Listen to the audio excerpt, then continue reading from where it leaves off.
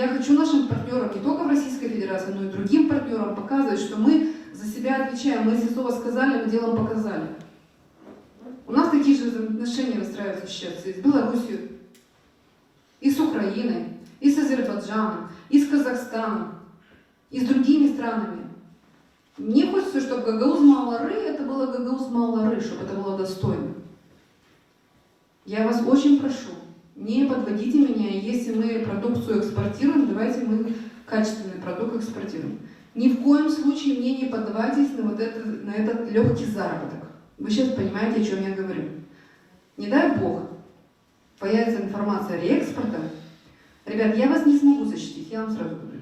Я вас предупреждаю. Я защитить вас не смогу. Во-первых, ваша компания будет сразу снята с позиции экспортера.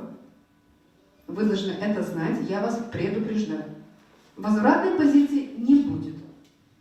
Если вы бережете имя своей компании и хотите быть экспортером очень много лет вперед, тогда, пожалуйста, достойно выполняйте все те обязательства, которые перед вами ставятся. Сегодня мы собрали активную часть, большую часть членов ассоциации ОСАГРО. Ассоциация существует с 2001 года.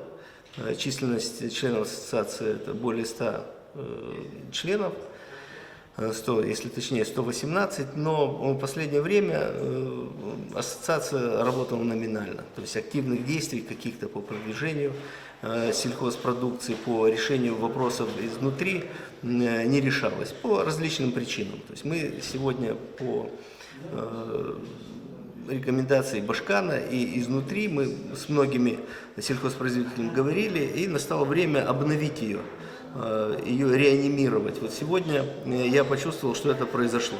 Вторая часть была, мы активно обсудили о том, что нужно сегодня поменять, избрать, может быть, обновить, так скажем, совет ассоциации, который изберет нового председателя ассоциации ОСАГРО и дальше продолжит свою работу.